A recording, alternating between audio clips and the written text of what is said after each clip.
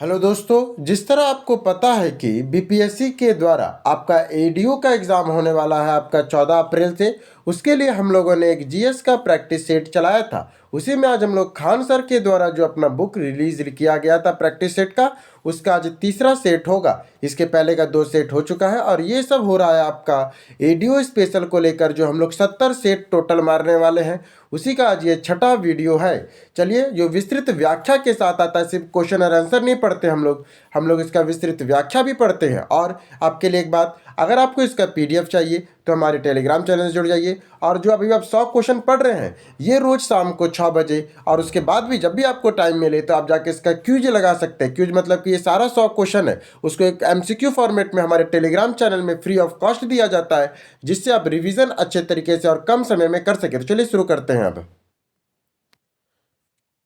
पहला क्वेश्चन है, ओंकेश्वर तेल शोधन कारखाना कहाँ पर है? तो ये आपका गुजरात में मिलता है, ओंकेश्वर तेल शोधन कारखाना। ओंकेश्वर तेल शोधन कारखाना गुजरात राज्य के भरूच जिले में स्थित। कहाँ पर है? गुजरात के भरूच जिले में ये पड़ता है। इसकी स्थापना 1958 में हुआ था। यह इंडियन ऑयल कॉरपोरेशन IOCL का स्वामित्व में है। इसके बाद आता है, यह तेल और प्राकृतिक गैस ONGC का पहला प्रमुख तेल क्षेत्र था। ONGC का यह पहला प्रमुख तेल था। गुजरात में स्थित अन्य प्रमुख रिफाइनरी जैसे जामनगर। गुजरात में और कौन कौन अन्य प्रमुख रिफाइनरी है गुजरात में? तो जामनगर है, जो विश्व का सबसे बड़ी रिफाइनरी है, ये रिलायंस ग्रुप का है। भारत में सबसे पुराना तेल कुआं रिफाइनरी कहाँ मिलेगा? तो डिगबोई, असम में 1901 के स्वामित्व में मिलेगा। नूनीमती तेल शोधन कारखाना आपको असम में मिलेगा। मथुरा रिफाइनरी उत्तर प्रदेश में ताज सेपोरियल जोन में आती है। फिर दूसरा नंबर क्वेश्चन आपका इससे मिलाना है, तो चलिए मिलाते हैं। रेल उपकरण कहाँ का निर्माण भिलाई छत्तीसगढ़ में होता है। मेन रेल पटरी पूछेगा कि रेल पटरियाँ कहाँ बनती है, तो भिलाई में बनता है, छत्तीसगढ़ में। मोटर व्हीकल उद्योगों के लिए जबलपुर मध्य प्रदेश प्रसिद्ध है। ऑर्डिनेंस फैक्ट्री वाहन निर्माण यहाँ पर होता है, जबलपुर में। पोत निर्माण शिप बिल्डिंग का प्रमुख केंद्र कोचिन है, जो कोचिन शिपयार्ड केरल में पड़ता है। फिर बाईसाइकिल निर्माण का प्रमुख केंद्र लुधियाना पंजाब में है, जिसे भारत का मैनचेस्टर भी कहा जाता है। चित्तरंजन लोकोमोटिव वर्कर पश्चिम बंगाल के विद्युत इंजन बनाता है। Integral coach factory ICF Perambur Chennai में स्थित है। तीसरा क्वेश्चन, फसलों के आवर्तन के लिए जरूरी क्या क्या होता है? जो फसल है उसके क्रॉप के रोटेशन के लिए क्या जरूरी है? तो जमीन को उपजाऊ बनाना। जो हम लोग क्रॉप का रोटेशन करना चाहते हैं उसके लिए क्या जरूरी है? तो जमीन को उपजाऊ बनाना, जमीन को उपजाऊ बनाना जरूरी है। इसका आता है फसल आवर्तन। क्रॉप रोटेशन के का मुख्य उद्देश्य मृदा की उर्वरता को बनाए रखना और बढ़ाना है। इसके अंतर्गत एक ही खेत में विभिन्न फसलों को क्रमानुसार उगाया जाता है, जैसे अनाज, बाद में दलहन है। फिर आता दलहनी फसल, वायुमंडल में नाइट्रोजन का स्थिरीकरण, नाइट्रोजन फिक्सेशन करती है। फिर आता है राइजोबियम, यह जीवाणु दलहनी पौधों की जड़ों में गांठों में पाया जाता है। फिर आता है मृदा अपर्दन, सॉइल इरोशन को रोकने और कीट के नियंत्रण में सहायक है। चौथा नंबर क्वेश्चन, राष्ट्रीय वन्यजीव संरक्षण अधिनियम को किस वर्ष लागू किया गया था? राष्ट्रीय वन्यजीव संरक्षण अधिनियम को कब लागू किया गया था? तो ये लागू किया गया था 1972 को। वन्यजीव संरक्षण अधिनियम वाइल्ड लाइफ प्रोटेक्शन एक्ट 9 सितंबर 1972 को लागू हुआ। इसका उद्देश्य वन्यजीवों के अवैध शिकार और व्यापार को रोक लगाना था। इसका उद्देश्य क्या था जो 1972 में आया? अवैध शिकार और व्यापार पर रोक लगाना था। इस अधिनियम में कुल 6 अनुसूचियां थी। कितनी अनुसूचियां थी? 6 गो अनुसूचियां थी। यह प्रोजेक्ट टाइगर की शुरुआत 1 अप्रैल 1973 को जिम कॉर्बेट नेशनल पार्क में हुआ था। प्रोजेक्ट एलिफेंट 1992 में शुरू किया गया था। प्रोजेक्ट एलिफेंट कब शुरू किया गया था? 1992 में शुरू किया गया था। 42वें संविधान संशोधन 1976 के द्वारा वन्य जीव संरक्षण के समावर्ती सूची कॉन्स्टिट्यूशन 42वें संशोधन द्वारा 1976 में जो वन और वन्य जीव है इसको समावर्ती सूची में ले आया गया था। 5वां नंबर क्वेश्चन, भारतवर्ष में वनस्पति और जीवों की कितनी प्रजातियां पाई जाती है? तो 81,000 प्रजातियां जीवों की और 47,000 प्रजातियां वनस्पति की पाई जाती है। भारत में जीवों की लगभग में 81,000 प्रजातियां पाई जाती है। भारत में वनस्पति की 47,000 प्रजातियां पाई जाती है। भारत विश्व का 17 मेगा डाइवर्सिटी देश में शामिल है। भारत जो है विश्व के जो 17 को मेगा डाइवर्सिटी देश है ना, उसमें शामिल है। भारत में 4 प्रमुख जैव विविधता हॉटस्पॉट है, हिमालय, पश्चिमी घाट, इंडो बर्मा क्षेत्र और सुंदरलैंड आता है। वनस्पति सर्वेक्षण BSI का मुख्यालय, वनस्पति सर्वेक्षण कहाँ से मुख्यालय कहाँ है? कलकत्ता में। अब प्राणी सर्वेक्षण का भी मुख्यालय कलकत्ता में है, माने वनस्पति और प्राणी दोनों का सर्वेक्षण का मुख्यालय आपको कलकत्ता में मिलेगा। छठा क्वेश्चन है, शीत ऋतु में तमिलनाडु के तटीय क्षेत्रों में वर्षा होने का कारण क्या है? इसका कारण है लौटते हुए पश्चिमी मानसून से होना, लौटते हुए पश्चिमी मानसून से होना। तमिलनाडु का कोरोमंडल तट शीतकालीन वर्षा उत्तर पूर्वी मानसून नॉर्थ ईस्ट मानसून के लौटते हुए मानसून के कारण होता है। यहाँ वर्षा मुख्य रूप से अक्टूबर से दिसंबर के मध्य होती है। भारत में सर्वाधिक वर्षा लगभग में 75% दक्षिण पश्चिमी मानसून जून से सितंबर में होती है। उत्तर भारत का शीतकालीन वर्षा पश्चिमी विक्षोभ वेस्टर्न डिस्टर्बेंस के कारण होती है, जो रबी फसल गेहूं के लिए लाभदायक है। फिर आता है मावाट, राजस्थान के शीत ऋतु में होने वाली वर्षा को कहते हैं। अब आइए 7वां नंबर क्वेश्चन, वेबनाड झील भारत के निम्न में से किस राज्य में स्थित है? जो वेबनाड झील है वो भारत के किस राज्य में है? तो वेबनाड झील आपको केरल में मिलेगा। वेबनाड झील कहाँ मिलता है? तो केरल में मिलेगा। वेबनाड झील केरल में स्थित भारत की सबसे लंबी झील है।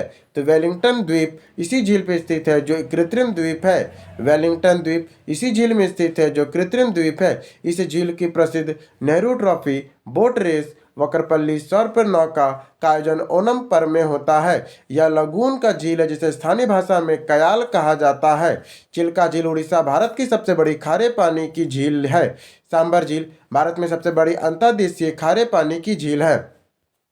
निम्नलिखित में से गंगा नदी घाटी का कौन सा भाग उपनदी, आपको बताना है कि गंगा नदी का घाटी का कौन सा एक उपनदी है? तो हमारा उत्तरी कोयल जो है वो गंगा नदी का एक उपनदी है। आइए जाने, उत्तरी कोयल नदी नॉर्थ कोयल सोन की एक सहायक नदी है, जो सोन नदी में गंगा की सहायक है। माने कि गंगा की सहायक सोन नदी है और सोन नदी की सहायक उत्तरी कोयल नदी, इसीलिए इसे गंगा की उपनदी कहा गया। अब आइए देखिए, अतः उत्तरी कोयल परोक्ष रूप से गंगा घाटी का हिस्सा है। ठीक है, यह झारखंड के छोटानागपुर पठार से निकलती है। बराकर नदी दामोदर नदी के मुख्य सहायक नदी दामोदर के हुगली से मिलती है। फिर आता है दक्षिणी कोयल का शंख नदी मिलकर हिमानी नदी का निर्माण उड़ीसा में करती है। दक्षिणी कोयल और यह शंख नदी मिलकर ब्राह्मणी, दक्षिणी कोयल और शंख नदी, क्या बोल रहा है?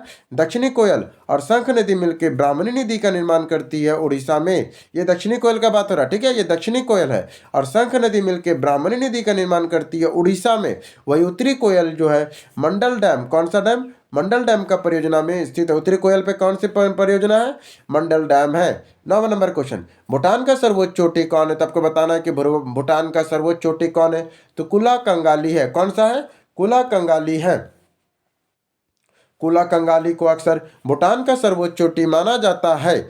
आधुनिक मापन के अनुसार गगखर पुनेसम, कौन सा बोल रहा है? गगखर पुनेसम, जो 7570 मीटर भूटान की सबसे ऊंची चोटी और विश्व की सबसे ऊंची बिना चढ़ने वाली चोटी है। फिर आता है चोलमहारी, भूटान और तिब्बत की सीमा पर एक पवित्र पर्वत है। क्या बोल रहा है? चोलमहारी भूटान और तिब्बत की सीमा पर स्थित एक पवित्र चोटी है। भूटान को लैंड ऑफ थंडर ड्रैगन कहा जाता है। भूटान की राजधानी थिम्पू और मुद्रा न्यूट्रीगस्त्र है। फिर आता है क्वेश्चन नंबर 10, भारत में कुल क्षेत्रफल का दुनिया का क्षेत्रफल का कितना प्रतिशत है? तो 2.4% है। भारत का क्षेत्रफल विश्व के क्षेत्रफल का 2.4% है। भारत कुल क्षेत्रफल में 32,87,263 वर्ग किलोमीटर, लगभग में 3.28 मिलियन वर्ग किलोमीटर में है। क्षेत्रफल की दृष्टि से भारत विश्व का 7वां सबसे बड़ा देश है, जिसमें क्रम में आता है रूस, कनाडा, चीन, अमेरिका, ब्राजील, ऑस्ट्रेलिया, भारत आता है। जनसंख्या की दृष्टि से भारत विश्व का हिस्सा में लगभग 17.5% और 2011 की जनगणना में है। भारत का अक्षांश विस्तार 8 डिग्री 4 मिनट नॉर्थ से 37 डिग्री 6 मिनट नॉर्थ तक है। क्वेश्चन नंबर 11, लोक अदालतों के बारे में निम्नलिखित कथनों पर विचार कीजिए। लोक अदालतों के बारे में कथनों पर विचार करना है।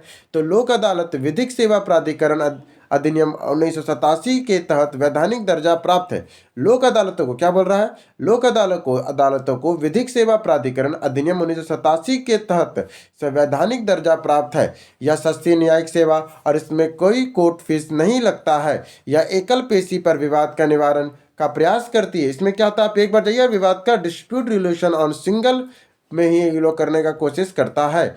या त्वरित न्याय स्पीड जस्टिस प्रदान करती है। लोक अदालत का निर्माण अंतिम फैसला है और इसके खिलाफ किसी भी अदालत में अपील नहीं की जा सकती है। गलत है। सर्वोच्च न्यायालय यह एक कथन 5 या एक सर्वोच्च न्यायालय है, यह बात गलत है, यह सर्वोच्च न्यायालय नहीं है। हाँ, पर आप लोक अदालत का जो निर्णय होता है ना, आप किसी अदालत में उसको अपील नहीं कर सकते हैं। जब जब संविधान जब संवैधानिक संशोधन का विधेयक राष्ट्रपति के पास जाता है तो वो क्या करेगा, वो अपनी स्वीकृति प्रदान करने के लिए बाध्य है।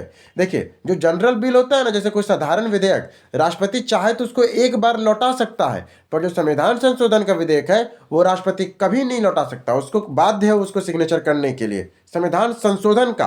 पर जो जनरल समान समझिए, जो सब देखिए, विधेयक 3 तरह का होता है। पहला होता है साधारण विधेयक, जिसको राष्ट्रपति लौटा सकता है सिर्फ एक बार। कितना बार? सिर्फ एक बार। एक होता है वित्त विधेयक, इसको तो लौटाएगा ही नहीं, क्योंकि पहले ही बोलता है कि उसके कहने पर जाता है। और तीसरा होता है संवैधानिक संशोधन विधेयक, इसको राष्ट्रपति कभी नहीं लौटा सकता है, अपनी स्वीकृति प्रदान करने के लिए वह बाध्य होता है। ठीक है, चलिए। 24वां संविधान संशोधन अधिनियम 1971 के द्वारा राष्ट्रपति को संविधान संशोधन विधेयक पर अनुमति देना बाध्य कर दिया गया था, पर संविधान का उल्लेख अनुच्छेद 368 के भाग 20 में, संविधान संशोधन का उल्लेख कहां पर है? अनुच्छेद 368 के भाग 20 में धन विधेयक को राष्ट्रपति पुनः विचार के लिए नहीं लौटा सकता। क्यों लौटाएगा पुनः विचार? क्योंकि धन विधेयक पेश ही होता है राष्ट्रपति के मंजूरी से। मैंने आप कहना चाह रहे हैं कि राष्ट्रपति बोले, राष्ट्रपति ही दिया कि जब तुम धन विधेयक लेके जाओ, तो वो लौटाएगा क्यों? कहने मतलब मेरा ये है। और साधारण विधेयक के मामले में राष्ट्रपति अनुच्छेद 111 के तहत वीटो शक्ति का प्रयोग कर सकता है, पर वो सिर्फ एक बार लौटा सकता है। फिर तो भाई वो तो कठपुतली है ही। भारत से छोड़िए।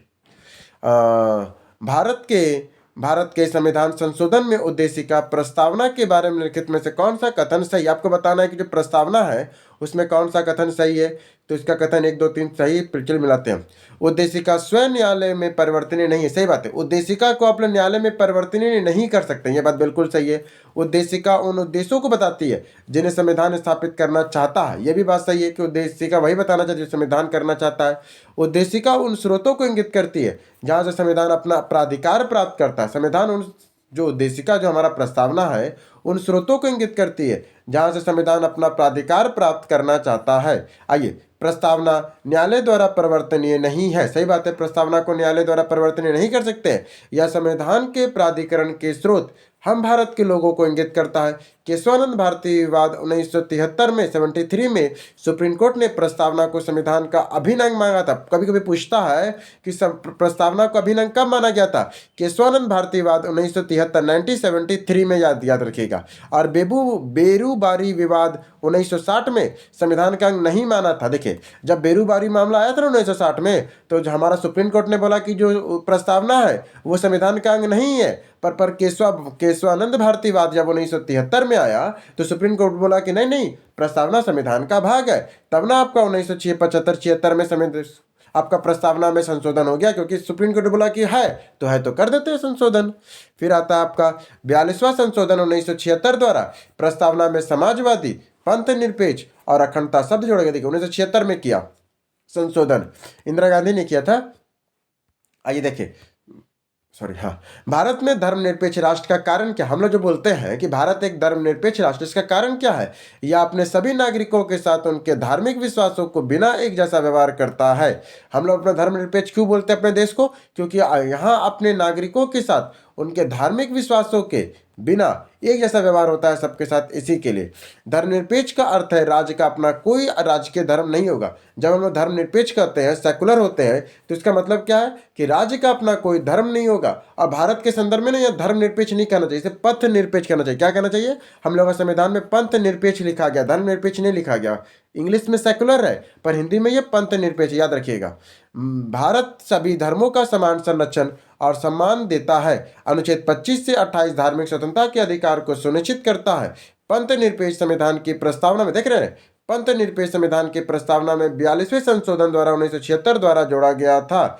SR बम्बई वाद 1994 में सुप्रीम कोर्ट ने धर्मनिरपेक्षता को संविधान का आधारभूत ढांचा, बेसिक स्ट्रक्चर घोषित किया। कब किया गया था? SR बम्बई वाद 1994 में धर्मनिरपेक्षता को संविधान का आधारभूत ढांचा घोषित किया था। दोस्तों, अगर आप अभी तक यहाँ तक वीडियो देख रहे हैं, इसका मतलब कि आप एक सीरियस एस्पिरेंट है और आपको चाहिए एक ऐसा माध्यम जिससे आपका एग्जाम पास करने में और आसानी हो। तो इसी के लिए हम लोग बीपीएससी पूर्वावलोकन 2026 एकदम न्यू एडिशन 2026 का जो घटना चक्र का है उसका पूरा का पूरा बुक को एक एमसीक्यू माध्यम में कन्वर्ट कर दिए हैं। टेलीग्राम में एमसीक्यू और बोर्ड के माध्यम से जिसके एमसीक्यू एक बार दीजिए और बोर्ड के माध्यम से इसको रिवीजन करते रहिए। ये आपको पूरा बुक टॉपिक वाइज और सब्जेक्ट वाइज आपको ये पूरा बुक मिलेगा, जो एग्जाम रिलेटेड आपको स्टेट में आपको व्याख्या भी मिलेगा। और तो और ये आपको सिर्फ हम आपको एमसीक्यू नहीं दे रहे हैं, इस बुक का ओरिजिनल पीडीएफ और प्लस इस बुक को लेकर मैं यूट्यूब में आपका एक वीडियो सीरीज भी चलाया हूँ, जिसमें मैं पूरा डिटेल, जैसे आप पूरा भी डिटेल में एक एक क्वेश्चन को पढ़ रहे हैं ना, इसका एक एक क्वेश्चन का पूरा डिटेल में पूरा खाल उधार दिया मैंने एक एक क्वेश्चन का। आप सिर्फ मेरा बीपीएससी का ये आप वीडियो का देख लीजिएगा तो आपका 60 से 70% क्वेश्चन हो जाएगा। हाँ, पर एक इसमें कंडीशन है, क्योंकि ये प्रीमियम यूज़र के लिए ही है, क्योंकि ये सीरियस कैंडिडेट है, मतलब आप प्रीमियम यूज़र है। तो ये बुक का प्राइस 99 रुपये है, पर मैं पहले 50 छात्रों को ये 49 रुपये में दे रहा हूँ। यकीन मानिए आखिरी में ही आप लोग हैं, क्योंकि लगभग में 50 छात्र कंप्लीट होने वाला है। अगर आपको ये चाहिए उसके बाद ये 99 रुपये हो जाएगा। अगर आपको ये हमारा कोर्स खरीदना है, बैच लेना है, तो आप उसके लिए टेलीग्राम में जाइए, उसका लिंक आपको हमारे कमेंट बॉक्स में मिल जाएगा, वहाँ सारा प्रोसेस बताया है। और आपको कोई डाउट है तो आप मुझे मैसेज कर सकते हैं। चलिए शुरू करते हैं अब हमारा भारत। अगला क्वेश्चन 15 नंबर, निम्न में से विशेष आर्थिक क्षेत्र SEZ निम्न में से कौन सी विशेषता नहीं है? SEZ की कौन सी विशेषता नहीं है? तो ये SEZ की कौन कौन विशेषता है, चलिए देखते हैं डिटेल में। SEZ जिसे हम लोग विशेष आर्थिक क्षेत्र अधिनियम 2005 में पारित हुआ और 2006 में लागू हुआ। इसकी प्रमुख विशेषता है विश्व स्तरीय बुनियादी ढांचा, करों में छूट, टैक्स हॉलिडे और श्रम कानूनों में लचीलापन। इसका उद्देश्य क्या है? विदेशी निवेश FDI आकर्षित करना, निर्यात को बढ़ावा देना और रोजगार सृजन करना। एशिया का पहला निर्यात प्रसंस्करण क्षेत्र EPZ 1965 में कांडला गुजरात में स्थापित हुआ था। आपसे पूछेगा पहला EPZ कौन सा, एशिया का पहला निर्यात प्रसंस्करण क्षेत्र कहाँ बना था? 1965 में कांडला गुजरात में स्थापित हुआ था। बाबा कल्याणी समिति ने SEZ के नीति को पूर्वावलोकन के लिए बनाया गया था। कौन सा? बाबा कल्याणी समिति बनाया गया था। आइए क्वेश्चन नंबर 16 देखें।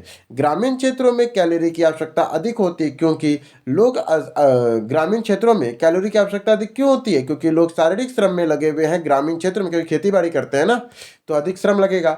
ग्रामीण क्षेत्रों में लोग कृषि और श्रमिक कार्यों में अधिक लगन है, इसलिए उन्हें अधिक ऊर्जा की आवश्यकता होती है। भारतीय योजना आयोग अब नीति आयोग के अनुसार ग्रामीण क्षेत्रों में प्रति व्यक्ति प्रतिदिन 2400 कैलोरी की अनुशंसा की गई है, वही शहरी क्षेत्रों में प्रतिदिन 2100 कैलोरी की अनुशंसा की गई है। भारत में गरीबी रेखा का निर्धारण कैलोरी खपत के आधार पर अलग अलग समिति द्वारा किया जाता है। फिर अगला क्वेश्चन आता है, धन निष्कासन का सिद्धांत किसके द्वारा दिया गया है? तो दादा भाई नौरोजी के द्वारा। दादा भाई नौरोजी ने 1867 में धन निष्कासन ड्रेन ऑफ वेल्थ का सिद्धांत का प्रतिपादन किया है। उन्होंने अपनी पुस्तक poverty and British rule in India में इसका विस्तृत विवरण दिया है। उन्होंने बताया है कि कैसे अंग्रेज भारत में संपत्ति ब्रिटेन भेज रहे थे, जिसके बदले भारत में कोई आर्थिक लाभ नहीं हो रहा था। R.C. दत्त ने अपनी पुस्तक इकोनॉमी हिस्ट्री ऑफ इंडिया, कौन सा पुस्तक उनके नाम है? इकोनॉमी हिस्ट्री ऑफ इंडिया में ब्रिटिश औपनिवेशिक नीतियों की आलोचना की है। क्वेश्चन नंबर 18, प्रसिद्ध संगीत सरफरोशी की तमन्ना अब हमारे दिल में है कि रचयिता कौन है? तो वो आपका रचयिता ने इसको प्रसिद्ध किए थे राम प्रसाद बिस्मिल ने, पर इसके रियल में रचयिता नहीं है। क्वेश्चन के हिसाब से यहाँ पे वो ऑप्शन नहीं है, तो सरफरोशी की तमन्ना अब हमारे दिल में है कि रचयिता यहाँ पे राम प्रसाद बिस्मिल कर लेंगे, पर एग्जैक्ट इसका आंसर ये नहीं होगा। आपको बताते हैं एग्जैक्ट क्या होगा। इस गजल को राम प्रसाद बिस्मिल ने स्वतंत्रता संग्राम के दौरान अत्यंत लोकप्रिय बनाया था। इसको लोकप्रिय बनाया था राम प्रसाद बिस्मिल ने। वास्तव में इसके रचयिता बिस्मिल अजीमाबादी है। बिस्मिल, ये क्वेश्चन ना आपका BPSC PYQ में पूछा हुआ है। इसके रचयिता कौन है? तो बिस्मिल अजीमाबादी है, जो पटना 1921 के थे। और ये कहाँ के थे? पटना के ही थे। बिस्मिल अजीमाबादी। राम प्रसाद बिस्मिल काकोरी कांड 1925 के प्रमुख नायकों में से एक थे। वे हिंदुस्तान रिपब्लिक एसोसिएशन HRA के संस्थापक सदस्यों में से एक थे। Question number 19 Akhil Bharatiya trade union Congress किस वर्ष गठित हुई थी? आपको बताना है कि अखिल भारतीय ट्रेड यूनियन कांग्रेस किस वर्ष गठित हुआ था। तो ये 1920 में गठित हुआ था। कब हुआ था? 1920 में गठित हुआ था। Akhil Bharatiya trade union Congress AIUTC स्थापना 31 अक्टूबर 1920 को बॉम्बे में गठित हुआ। कब हुआ था? 31 अक्टूबर 1920 को बॉम्बे में हुआ था। इसके पहले अध्यक्ष लाला लाजपत राय थे। इसके प्रथम महासचिव दीवान चमन लाल थे। प्रथम महासचिव कौन थे? तो दीवान चमन लाल थे। यह भारत में सबसे पुराना ट्रेड यूनियन संघ है। एमएन जोशी ने इसके स्थापना में कई महत्वपूर्ण भूमिका निभाई थी। आइए 20 नंबर क्वेश्चन, निम्नलिखित कथन में कौन सा कथन सही है? मीर लाइक अली हैदराबाद निजाम के कार्यकारी परिषद के अध्यक्ष या प्रधानमंत्री थे। जो मीर लाइक थे, मीर लाइक अली हैदराबाद निजाम के कार्यकारी परिषद के अध्यक्ष या प्रधानमंत्री थे। के एम मुंशी को भारत सरकार ने हैदराबाद के एजेंट जनरल नियुक्त किया था। के एम मुंशी को भारत सरकार ने हैदराबाद के एजेंट जनरल नियुक्त किया था। शाहबाज भुट्टो जूनागढ़ रियासत के आखिरी दीवान थे। कौन क्या कर रहा है? जो शाहनवाज भुट्टो को जूनागढ़ रियासत के आखिरी दीवान थे, उन्होंने जूनागढ़ में पाकिस्तान के विलय का पत्र को सौंपा था। फिर आता है आपका गलत है, ऑपरेशन पोलो हैदराबाद की कार्रवाई की गई थी जो जो जो 13 से लेकर 17 दिसंबर 1948 तक 5 दिन तक चला था, ना कि 48 घंटे तक। जो ऑपरेशन पोलो था ना, वो हैदराबाद पुलिस की कार्रवाई थी जो 13 सितंबर से 17 सितंबर 1948 तक 5 दिन तक चला था। कश्मीर के महाराजा हरि सिंह ने विलय पत्र पर 26 अक्टूबर 1947 को हस्ताक्षर किया था। कब किया था? 26 अक्टूबर 1947 को हस्ताक्षर किया था। अब आइए क्वेश्चन नंबर 21, निम्नलिखित में किसके द्वारा गांधी जी ने हिंदुओं के मध्य उत्पन्न होने वाले मनमुटाव को रोकने की कोशिश किया था? आपको बताना है कि किसने, गांधी जी ने हिंदुओं के मध्य उत्पन्न होने वाले मनमुटाव को रोकने की कोशिश की थी। कहाँ किया था? तो पूना समझौते में किया था। कहाँ किया था? पूना समझौते में किया था। पूना समझौता 24 सितंबर 1932 को। पूना समझौता कब होता है? 24 सितंबर 1932 को महात्मा गांधी और डॉक्टर भीमराव अंबेडकर के बीच यरवदा सेंट्रल जेल पुणे में हुआ था। इसका मुख्य उद्देश्य दलित वर्गों के लिए पृथक निर्वाचन मंडल को समाप्त कर संयुक्त निर्वाचन मंडल के अंतर्गत आरक्षित सीटें प्रदान करना था। यह समझौता हिंदू समाज के विभाजन को रोका और दलितों को प्रांतीय विधानमंडलों में 148 और मैकडोनल्ड अवार्ड में 71 दी गई थी। मैंने 71 से उन्हें 148, कहीं कहीं 147 भी देता है, ठीक है, कंफ्यूज मत होइएगा। 148 से 147 सीटें दी गई थी। सांप्रदायिक अधिनियम कॉम्युनल अवार्ड 1932 में ब्रिटिश प्रधानमंत्री रमजे मैकडोनाल्ड द्वारा घोषित किया गया था। अब आता है क्वेश्चन नंबर 22। ब्रिटिश शासनकाल में किस कानून के अंतर्गत लोगों को बिना उचित सुनवाई के बंदी बनाने की अनुमति थी? तो रॉलेट एक्ट के तहत। इसमें क्या था ना, लोगों को बिना सुनवाई के ही सीधे उन्हें बंदी बना लिया जाता था। किसके तहत? रॉलेट एक्ट के तहत। रॉलेट एक्ट 19 मार्च 1919 को पारित किया गया था। कब पारित हुआ था? 19 मार्च को। इसे काला कानून भी कहा जाता है क्योंकि इसका तहत किसी भी व्यक्ति को बिना वारंट, बिना मुकदमे के गिरफ्तार किया जा सकता था। इस कानून के विरोध में मोतीलाल नेहरू ने बिना वकील, बिना अपील, बिना दलील का नारा दिया था। जलियांवाला बाग हत्याकांड 13 अप्रैल 1919 को इसी एक्ट के विरोध प्रदर्शन के दौरान हुआ था। फिर आता निम्नलिखित में से किस काल में स्वदेशी आंदोलन को भारत का उत्थान फ्लिप हुआ था? तो कब हुआ था? बंगाल में विभाजन के विरोधी आंदोलन के रूप में। जो भारत में जो स्वदेशी आंदोलन क्यों हुआ था? क्योंकि बंगाल विभाजन के विरोध में, जो अब 1905 में बंगाल का विभाजन हो रहा था ना, उसके विरोध में स्वदेशी आंदोलन हुआ था। आइए देखिए, स्वदेशी आंदोलन की औपचारिक शुरुआत 7 अगस्त 1905 को कलकत्ता के टाउन हॉल में की गई थी। यह आंदोलन लॉर्ड कर्जन के द्वारा 1905 में किए गए बंगाल विभाजन के विरोध में शुरू किया गया था। 16 अक्टूबर 1905 को विभाजन प्रभावी होने के दिन पूरे बंगाल में शोक दिवस के रूप में मनाया गया। रविन्द्रनाथ टैगोर के सुझाव पर इस दिन राखी बंधन दिवस के रूप में भी मनाया गया था। फिर आता निम्नलिखित में से कौन कांग्रेस का कभी अध्यक्ष नहीं बने थे? मैं आपको बताना है कि कौन कांग्रेस के कभी भी अध्यक्ष नहीं थे।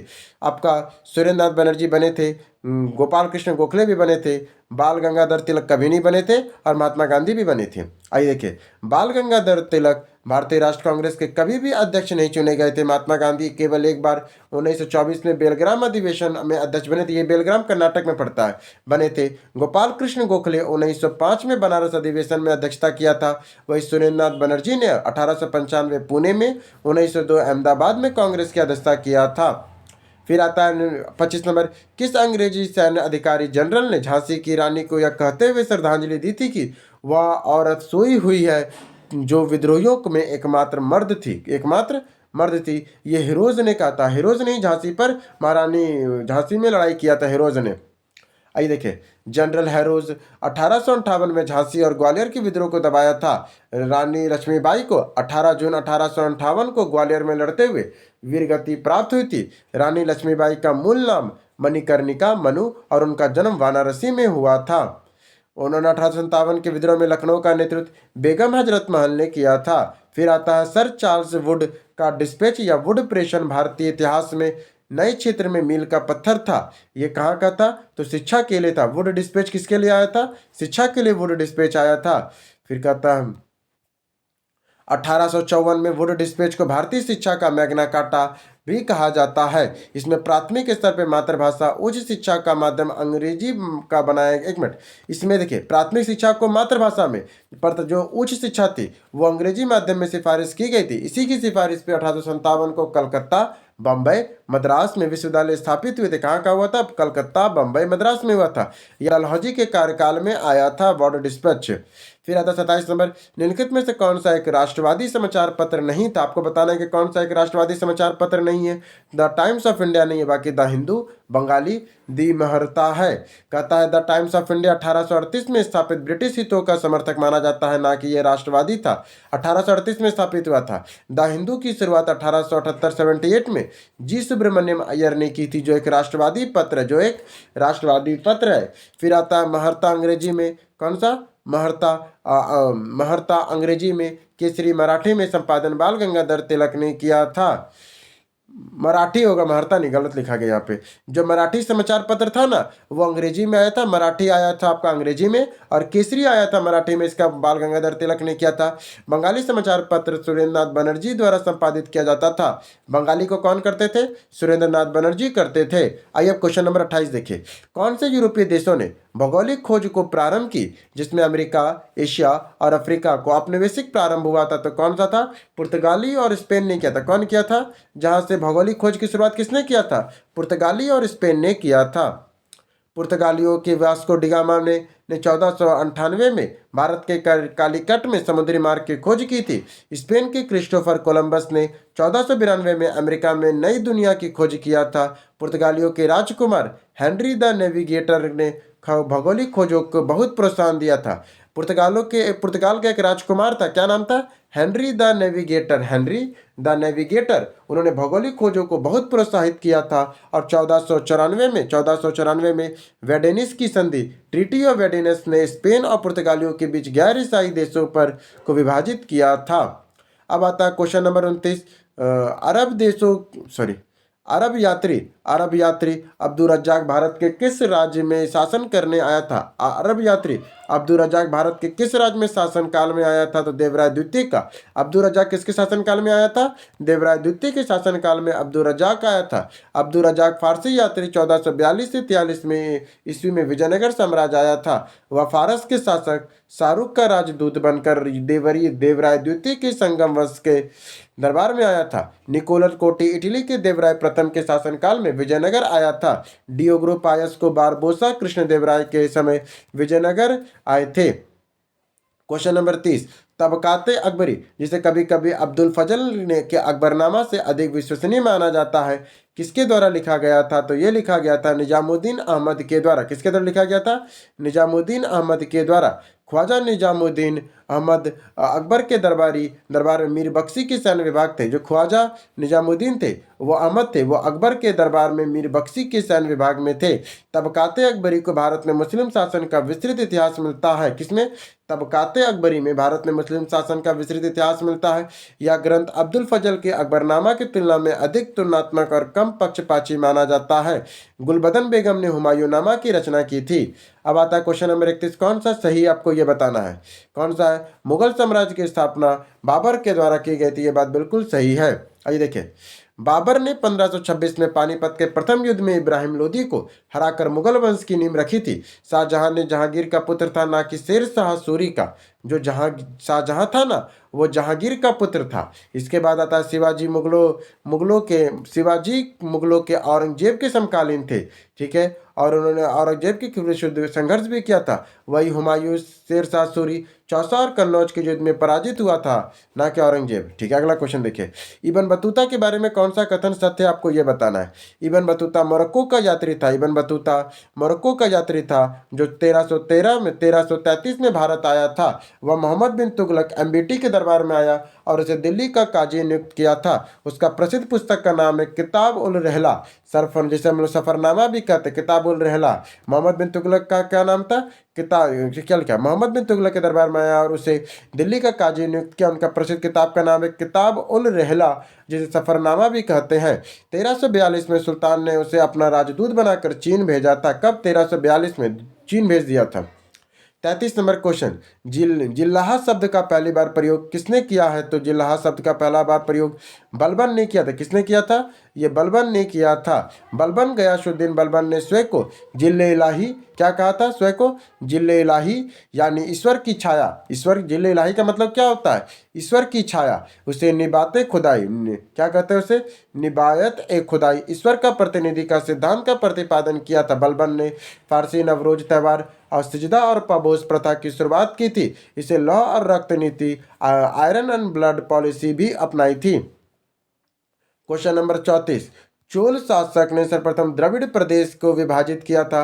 राजराजा प्रथम ने क्या कहता? चोल शासक ने सर्वप्रथम द्रविड़ प्रदेश को कहाँ विजित किया था? तो राजराजा प्रथम ने किया था। राजराजा प्रथम 985 से लेकर 1014 ने चोल साम्राज्य के दक्षिण भारत का सर्वोच्च शक्ति बनाया था। उसने उत्तरी श्रीलंका सिनोल को जीतकर मुदिमंड चोल मंडलम नाम दिया था। उन्होंने उत्तरी श्रीलंका सियोल को जीतकर उसे मुमामीडी चोल मंडलम कहा था। मुमामूडी चोल मंडलम कहा था। उन्होंने तंजौर का प्रसिद्ध विदेश्वर मंदिर राजराजेश्वरी मंदिर का भी निर्माण कराया था। चोल वंश का स्थापना विद्यालय में हुआ था। चोल वंश का संस्थापक कौन था? तो वो विजयालय था। अब आइए क्वेश्चन नंबर 35, प्राकृतिक प्रकाश। प्राकृतिक क्या है क्वेश्चन? प्राकृतिक प्रकाश ग्रंथ किसने लिखा है? जो आपका प्राकृतिक प्रकाश है वो ग्रंथ को किसने लिखा है? तो वरुचि ने लिखा है। किसने लिखा है? वरुचि ने लिखा है। प्राकृतिक प्रकाश प्राकृतिक भाषा का सबसे प्राचीन व्याकरण ग्रंथ है। इसके लेखक वरुचि है, जो गुप्त शासक चंद्रगुप्त विक्रमादित्य के नवरत्नों में से एक माने जाते हैं। उन्होंने अमरकोश में अपने संस्कृत शब्दाकोश अमरकोश की रचना की और पतंजलि ने पाणिनि के अष्टाध्याय पर महाभाष्य लिखा है। क्वेश्चन नंबर 36, अशोक के प्रस्तर स्तंभ डैश के प्रतीक है? जो अशोक का जो प्रस्तर स्तंभ है वह क्या चीज के प्रतीक है? वो प्रशासन के प्रतीक है। जो प्रस्तर स्तंभ है वो प्रशासन के प्रतीक है। किसके प्रतीक है? प्रशासन के है। अशोक स्तंभ का मुख्य रूप से उसके प्रशासनिक आदेशों और धर्म के प्रचार का माध्यम थे। इन स्तंभों का उत्कीर्णन लेखों के स्तंभ लेख पैरल एडिक्टर कहा जाता है। अशोक के अभिलेखों में सबसे पहले 1837 में जेम्स प्रिसेप ने पढ़ा था। सारनाथ का सिंह स्तंभ राष्ट्र का प्रतीक है। सारनाथ का सिंह स्तंभ भारत का राष्ट्र प्रतीक है। अर्थशास्त्र नामक प्रसिद्ध ग्रंथ किसने लिखा था? तो कौटिल्य ने लिखा था। अर्थशास्त्र नामक प्रसिद्ध ग्रंथ किसने लिखा था? तो ये कौटिल्य ने लिखा था। अर्थशास्त्र की रचना कौटिल्य, चाणक्य, विष्णुगुप्त ने की थी। यह ग्रंथ राजनीति, लोक प्रशासन और कूटनीति पर आधारित एक उष्टीकृत कृति है। इस राज्य में सप्तांग सिद्धांत, राजा, अमात्य, जनपद, दुर्ग, दंड, कोश का वर्णन है। यह पुस्तक 15 अधिकरणों खंडों में विभाजित है। फिर आता है यूनानी साहित्य में चंद्रगुप्त मौर्य को किस नाम से वर्णन किया गया है? तो इसे सैडोकोटस के नाम से किया गया है। यूनानी ग्रीकों जैसे जस्टिन और ट्रेबो ने चंद्रगुप्त मौर्य को सैड्रोकोटस कहा था। ये सर विलियम जोन्स ने सबसे पहले पहचान की थी। सैड्रोकोटस ही चंद्रगुप्त मौर्य है। फिर आता है प्लूटार्क ने इसे एड्रोकोटस कहा था, जबकि प्लूटार्क ने चंद्रगुप्त मौर्य को क्या कहा था? एड्रोकोटस कहा था। विशाख दत्त के कृत मुद्रा राक्षस में चंद्रगुप्त मौर्य को विरशल या निम्न कुल का कहा गया। विशाख दत्त का जो कृत है मुद्रा राक्षस, उसमें चंद्रगुप्त को विरशल या निम्न कुल का कहा है। आइए क्वेश्चन नंबर 39, निम्नलिखित में से कौन सबसे पूर्वकालिक जैन ग्रंथ कहलाता है? तो सबसे पहले पूर्वकालिक जैन ग्रंथ कौन है? तो वो 14 पर्व है। कौन है? तो 14 पर्व है। 14 पर्व सबसे प्राचीन जैन ग्रंथ, जैन धार्मिक ग्रंथ माने जाते हैं। भद्रबाहु का अंतिम व्यक्ति माना जाता है जिनमें 14 पर्वों का ज्ञान था। भद्रबाहु को अंतिम व्यक्ति माना जाता है जिन्हें सभी 14 पर्वों का ज्ञान था। प्रथम जैन संगीति पाटलिपुत्र में जैन साहित्य के 12 अंगों को संकलित किया गया था। और जैन साहित्य में जैन साहित्य को आगम कहा जाता है, जो प्राकृतिक में अर्धमगधी भाषा में लिखे गए थे। जो प्राकृतिक के अर्धमगधी भाषा में लिखे गए थे। अब क्वेश्चन नंबर 40 है, प्राचीन भारत में निम्नलिखित में से कौन सा बौद्ध शिक्षा का प्रसिद्ध केंद्र नहीं था? बौद्ध शिक्षा का प्रसिद्ध केंद्र आपको नहीं था वो बताना है। नागपुर नहीं था। बाकी वल्लभी, विक्रमशिला, नालंदा ये सब बौद्ध शिक्षा के प्राचीन केंद्र थे। नागपुर आधुनिक काल में नव बौद्ध धर्म का केंद्र है, जहाँ पे दीक्षा भूमि 1956 में प्राचीन बौद्ध की शिक्षा का कोई केंद्र नहीं है। नालंदा विश्वविद्यालय बिहार की स्थापना गुप्त शासक कुमारगुप्त ने की थी। नालंदा विश्वविद्यालय किसने बनाया था? तो कुमारगुप्त प्रथम ने बनाया था। जबकि विक्रमशिला विश्वविद्यालय बिहार, इसकी स्थापना पाल शासक धर्मपाल ने की थी। जबकि वल्लभी गुजरात में पश्चिम भारत में बौद्ध शिक्षा का एक प्रमुख केंद्र था। आइए क्वेश्चन नंबर 41 देखिए, भगवान बुद्ध का जन्म कहाँ हुआ था? तो वो लुम्बिनी में हुआ था। भगवान बुद्ध का जन्म कहाँ हुआ था? लुम्बिनी आपका नेपाल में पड़ता है। गौतम बुद्ध का जन्म 563 ईसा पूर्व में कपिलवस्तु के निकट लुम्बिनी नेपाल में हुआ था। उनके बचपन का नाम सिद्धार्थ था और वे शाक्य गणराज्य के क्षत्रिय थे। बौद्ध को ज्ञान की प्राप्ति 35 वर्ष की आयु में बोध गया बिहार के नीलंजना नदी के तट पर हुई थी। उन्हें अपना पहला उपदेश सारनाथ वाराणसी में दिया, जिसे धर्म चक्र प्रवर्तन कहा जाता है।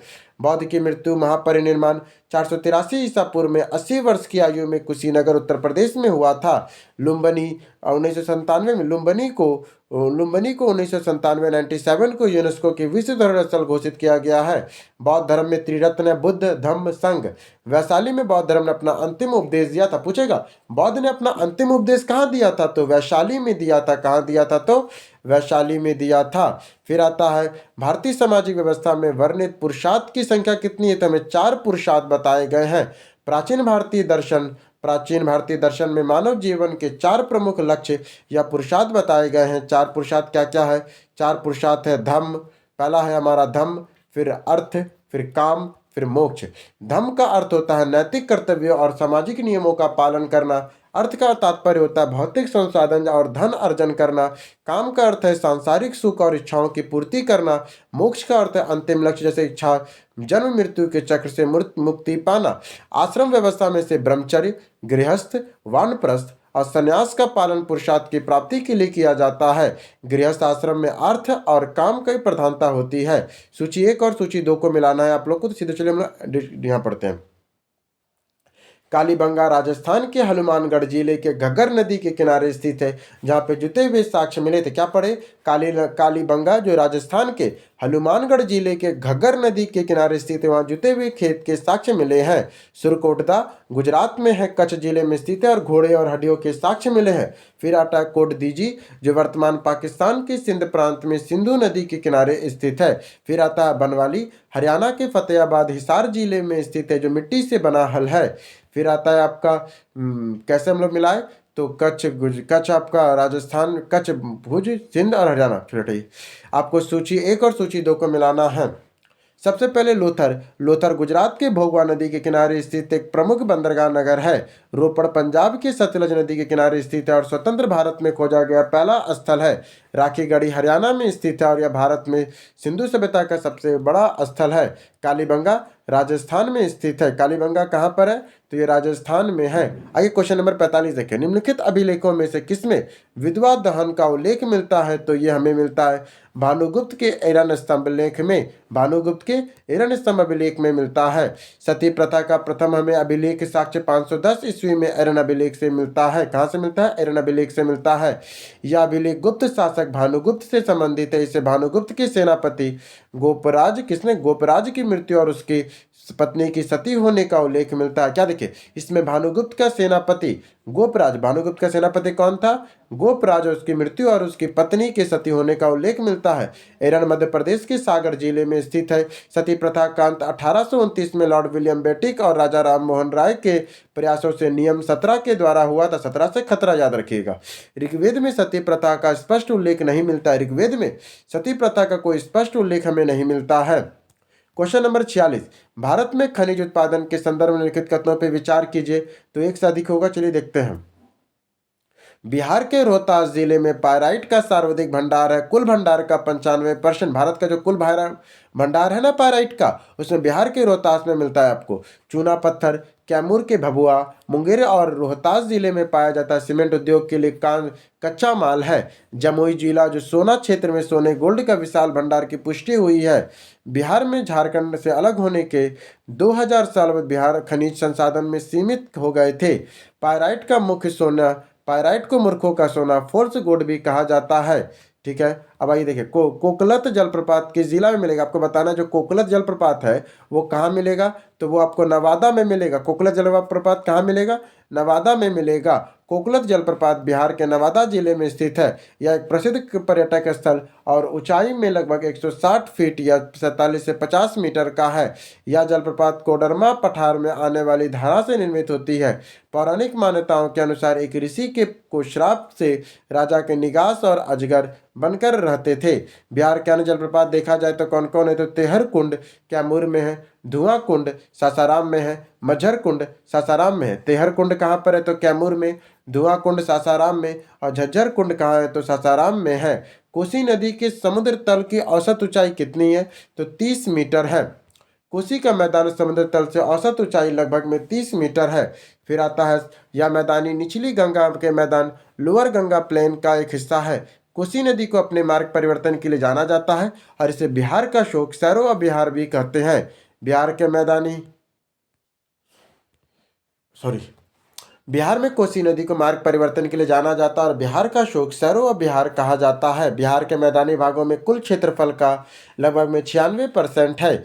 बिहार का समुद्री तल औसत ऊंचाई 53 मीटर 173 फीट मानी जाती। बिहार समुद्र तल से कितना ऊंचा है?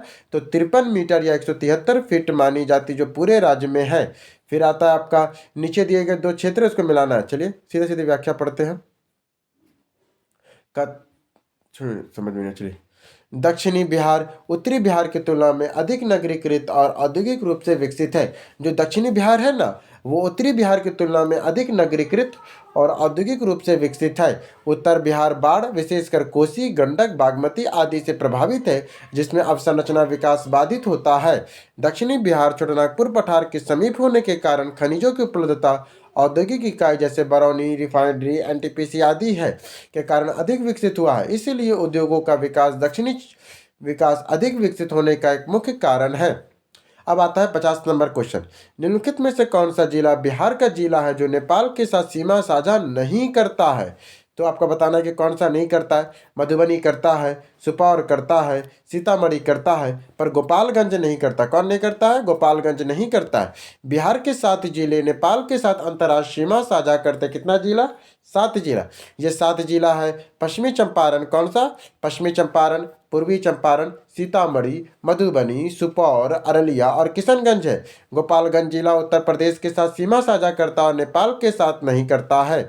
बिहार में नेपाल के साथ सीमा की कुल लंबाई 729 किलोमीटर है, जो बिहार का सबसे उत्तरी जिला या पश्चिमी चंपारण है। बिहार के मुख्यमंत्री की कन्या उत्थान योजना के संबंध में कौन सा कथन सत्य है? बिहार के मुख्यमंत्री कन्या उत्थान योजना के संबंध में कौन सा कथन असत्य है? तो आपको सत्य बताना है कि कौन कौन सा कथन सत्य है। तो यह योजना का व्यय 7,221 करोड़ रुपए प्रस्तावित है। यह शिक्षा और स्वास्थ्य समाज कल्याण के तीनों विभागों द्वारा प्रदान संचालन होता है और जन्म से स्थानांतरण तक शिक्षा पूर्ण करने पर प्रत्येक कन्या को 60,000 रुपये प्रदान किए। नहीं, 60,000 नहीं दिया जाता है। कौन सा नहीं दिया जाता है? चलिए एक बार डिटेल में इसके अच्छे से पढ़ लेते हैं। मुख्यमंत्री कन्या उत्थान योजना के तहत जन्म से लेकर स्थानांतरण तक कुल राशि 54,100 रुपये, लगभग पहले 50,000 था, प्रदान की जाती थी, ना कि 60,000 रुपये। मैंने कन्या उत्थान योजना में जो लड़की जन्म लेगी ना, और जब वो ग्रेजुएट होगी तब तक में उसको टोटल 54,100 रुपये, लगभग पहले 50,000 था तो 4,000 रुपये और बढ़ गया है, मिलता है, ना कि 60,000 मिलता है। यह योजना का उद्देश्य कन्या भ्रूण हत्या को रोकना, जन्म निबंधन और संपूर्ण टीकाकरण को बढ़ावा देना है। जन्म के समय माता पिता को 2,000 रुपये दिए जाते हैं। इंटर पास होने पे अविवाहित लड़कियों को 25,000 रुपये और स्थानांतरक होने पे 50,000 रुपये नगद राशि दी जाती है। यह योजना समाज कल्याण, स्वास्थ्य और शिक्षा विभाग द्वारा संयुक्त रूप से चलाई जा रही है। फिर आता वर्तमान में बिहार के संपत्ति का मुख्य स्रोत क्या? बिहार में जो संपत्ति का वो मुख्य स्रोत क्या है? तो वो मात्र कृषि है। बिहार की अर्थव्यवस्था पूरी तरह कृषि आधारित है और बिहार के लगभग 76% जनसंख्या कृषि पर संबंधित कार्यों पर निर्भर है। राज्य में सकल घरेलू उत्पाद जीडीपी, जीडीएसपी प्राथमिक कृषि क्षेत्र का योगदान महत्वपूर्ण है। बिहार में खनिज संसाधन सीमित है। झारखंड से अलग होने के बाद यहाँ की प्रमुख फसलें कौन कौन है? चावल, गेहूं, मक्का, दालें, मखाना उत्पादन में बिहार एक अग्रणी राज्य है। अब आइए इकोनॉमी का क्वेश्चन है इसमें। लोच का आयाम क्या कहता है? लोच का आयाम स्थिरांक क्या है? मॉड्यूल ऑफ इलेक्ट्रिसिटी क्या होता है? इलेक्ट्रिसिटी क्या होता है? तो इसका मतलब होता है ml का पावर -1 t का पावर -2। लोच का आयाम का स्थिरांक क्या होता है? ml का पावर -1 t का पावर -2 होता है। प्रत्यास्था गुणांक मॉड्यूल ऑफ इलेक्ट्रिसिटी प्रतिबल या विकृति है। प्रतिबल की विमा बल बटा क्षेत्रफल ml t का पावर -2 तक होता है। ये फिजिक्स का क्वेश्चन है। विकृति एक विमाहीन राशि है। विकृति क्या होती है? स्टेन। ये एक विमाहीन राशि है। लंबाई में परिवर्तन बटा मूल लंबाई। अंततः प्रत्यास्था गुणांक की विमा नहीं होती है, जो प्रतिबल या दाब की होती है। हुक का नियम प्रतिबल और विकृति के संबंध में बताया गया है। हुक का नियम प्रतिबल और विकृति के संबंध में बताया गया है। अब आइए क्वेश्चन नंबर 54 देखें। जब आप किसी रबड़ बैंड को स्केच करते हैं तो ऊर्जा किस रूप में स्टोर होती है? तो वो स्थितिज ऊर्जा के रूप में स्टोर होती है। जब आप किसी रबड़ बैंड को स्ट्रेच करते हैं तो ऊर्जा किस रूप में स्टोर होती है? स्थितिज ऊर्जा के रूप में होती है। रबड़ बैंड को खींचने पर उसकी प्रत्यास्थ स्थितिज ऊर्जा संचित हो जाती है। यह ऊर्जा रबड़ के अणुओं के विन्यास में परिवर्तन के कारण संचित होती है। जब रबड़ बैंड को छोड़ा जाता है तो उसमें स्थितिज ऊर्जा गतिज ऊर्जा काइनेटिक एनर्जी में परिवर्तित होती है। स्प्रिंग को दबाने या खींचने में उसमें स्थितिज ऊर्जा ही संचित होती है। इसका सूत्र होता है U=12 के एक्स स्क्वायर। यहाँ के स्थिरांक है और के एक्स विस्थापन है। क्वेश्चन है, उत्प्लावन बल को किस नाम से जाना जाता है? तो उत्प्लावन बल को हम लोग किस नाम से जानते हैं? उत्प्लावन बल को हम लोग उत्प्रेक्ष बल कहते हैं। उत्प्लावन बल को हम लोग उत्प्रेक्ष बल भी कहा जाता है। उत्प्लावन बल को क्या कहते हैं? उत्प्रेक्ष बल भी कहा जाता है। या किसी भी तरल द्रव या गैस में डूबी हुई वस्तु के ऊपर की ओर लगने वाला बल है। आर्किमिडीज का सिद्धांत उत्प्लावन बल का मान वस्तु द्वारा हटाए गए तरल के भार के बराबर होता है। यदि उत्प्लावन बल वस्तु के भार से अधिक है तो वस्तु तैरेगी। यदि उत्प्लावन बल वस्तु के घनत्व से पर निर्भर करती है। अब आता है गुरुत्वीय तरंगों का स्थानांतरण होता है। गुरुत्वीय तरंगों का स्थानांतरण कहाँ होता है? तो ऊर्जा का होता है। गुरुत्व बोल रहे। यांत्रिक तरंगों का स्थानांतरण कैसे होता है? तो ऊर्जा के द्वारा होता है यांत्रिक तरंगों का स्थानांतरण। यांत्रिक तरंगे का संचरण केवल ऊर्जा एनर्जी और संवेग स्थानांतरित होता है। माध्यम का कण अपना स्थान नहीं छोड़ता, वे केवल अपनी मध्य स्थिति में इर्द गिर्द ही कंपन करते हैं। यांत्रिक तरंगों के माध्यम ठोस द्रव और गैस की आवश्यकता होती जैसे ध्वनि तरंगों में है। विद्युत चुंबकीय तरंगे जैसे प्रकाश को चलने के लिए माध्यम की आवश्यकता नहीं होती है। फिर आता है तरंगे दो प्रकार की होती है, अनुप्रस्थ और अनुदैर्घ्य। तरंगे कितने प्रकार की होती है? अनुप्रस्थ या अनुदैर्घ्य। अब आता है प्रकाश के ध्रुवीकरण में प्रकाश का कौन सा गुण बदलता है? तो कौन सा गुण बदलता है? तो आपका प्रकाश के ध्रुवीकरण में बहुत सारा गुण बदलता है। एक से अधिक आंसर, चलिए देखते हैं। ध्रुवीकरण केवल अनुप्रस्थ तरंगों का गुण है जैसे प्रकाश का। ध्रुवीकरण में प्रकाश के कंपन का तल को विशिष्ट दिशा में सम्मिलित करता है। ध्रुवीकरण में प्रकाश के कंपन में तल को विशिष्ट दिशाओं में सम्मिलित किया जाता है। ध्रुवीकरण में प्रकाश की तीव्रता बदल जाती है। ध्रुवीकरण की प्रक्रिया प्रकाश की आवृत्ति, तरंगदैर्घ्य तथा चाल आदि में कोई परिवर्तन नहीं होता है। ध्वनि तरंगे अनुदैर्घ्य ध्रुवीकृत की जा सकती है। अब आता है क्वेश्चन नंबर 58। m किलोग्राम के द्रव्यमान और e किलोग्राम के आवेश का एक इलेक्ट्रॉन v वोल्ट के विभवांतर से गुजरता है। अंतिम ऊर्जा क्या होगी? अंतिम ऊर्जा Eb होगी। क्या होगी? Eb होगी। जब कोई आवेशित कण Q किसी विभवांतर v से त्वरित होता है तो उसके द्वारा प्रयुक्त गतिज ऊर्जा Q/v होता है। यदि यह आवेश E विभवांतर v है, अतः इलेक्ट्रॉन की अंतिम ऊर्जा Eb जूल होगी। m द्रव्यमान का उपयोग वेग को निकालने के लिए करते हैं, लेकिन ऊर्जा सीधे Eb में होता है। फिर आता है एक इलेक्ट्रॉन का वोल्ट Eb 1.6×10⁻19 जूल होता है। Question number 59। स्थिर उत्तेजित अवस्था में स्थिर उत्तेजित अवस्था के गुण को विकिरण में उत्तेजन के बिना संक्रमण जो पृथ्वीकरण की ओर से क्या कहते हैं? उसे हम लोग कहते हैं पूर्वी स्थिरांक। एक स्पेक्ट्रोट्रॉपिकल घटना है। क्या बोलता है? पूर्व पृथ्वीकरण एक स्पेक्ट्रोट्रॉपिकल घटना है। इसमें एक स्थिर उत्तेजित अवस्था में अस्थिर प्रतिकर्षण अवस्था में बिना विकिरण के उत्सर्जित किए चला जाता है। इसके परिणाम स्वरूप अणु का विखंडन हो जाता है। इसमें अवशेष के स्पेक्ट्रम को रेखाएं धुंधली हो जाती है और यह फ्रैक कोड्रेंट प्रिंसिपल से संबंधित है। 60 नंबर क्वेश्चन। निम्नलिखित में से कौन सा ठोस की विशेषता नहीं है? आपको बताना है कि कौन सी ठोस की विशेषता नहीं है। तो यह आसानी से बहने की क्षमता तो नहीं। ठोस में ये थोड़ा होता है अणुओं की बारीकी से पैक किए जाते हैं, निश्चित आकार होता है इसमें। आइए देखिए, आसानी से बहने की क्षमता फ्लूइडिटी द्रवों और गैसों का अणु है, ठोस का नहीं है। सॉलिड की विशेषता निश्चित आकार के निश्चित आयतन होता है। ठोस के अणु में बहुत पास क्लोजेड पैकेट होता है जिसके बीच आकर्षण बल प्रबल होता है। ठोस के कण अपनी मध्यम स्थिति पर केवल कंपन कर सकते हैं, स्वतंत्र गति नहीं कर सकते हैं। फिर आता है ठोस असंपीड़ित और कठोर होता है। क्वेश्चन नंबर 61, निम्नलिखित में से कौन रजत लवण फोटोग्राफी में प्रयुक्त होता है? तो AgCl। कौन सा रजत लवण फोटोग्राफी में प्रयुक्त होता है? तो AgCl होता है। फोटोग्राफी में मुख्य रूप से सिल्वर क्लोराइड AgCl और सिल्वर ब्रोमाइड AgBr का प्रयोग होता है। सिल्वर क्लोराइड प्रकाश के प्रति संवेदनशील होती है। प्रकाश पे पड़ने वाला या प्रकाश पे पड़ने वाला या विघटित होकर ध्रुवित चांदी बनाता है जिससे इमेज बनती है। सिल्वर नाइट्रेट AgNO3 का उपयोग मतदान में समय लगाई जाने वाली स्याही बनाने के लिए होता है। फिर आता है सिल्वर आयोडाइड AgL का उपयोग कृत्रिम वर्षा कराने के लिए किया जाता है। क्वेश्चन नंबर 62, 18 कैरेट सोना में शुद्ध सोने का कितना प्रतिशत होता है? तो 75% होता है। शुद्ध सोना 24 कैरेट 100% का होता है। 18 कैरेट सोने की शुद्धता निकालने का सूत्र 18/24 × 100 = 75%। शेष 25% में तांबा, चांदी, जस्ता जैसे अन्य धातुएं मिलाई जाती है। शुद्ध सोना 24 कैरेट का बहुत नरम होता है, इसलिए आभूषण बनाने में 22 कैरेट 91.6% सोने का उपयोग करते हैं। 22 कैरेट का बनाते हैं हम लोग। सोने की शुद्धता हॉलमार्क द्वारा प्रमाणित की जाती है। सोने की शुद्धता कौन प्रमाणित करता है? तो हॉलमार्क से प्रमाणित करते हैं। 63 नंबर क्वेश्चन, तांबा संपूर्ण तांबा सर्वाधिक उपयोग किया जाने वाला चालक कौन है?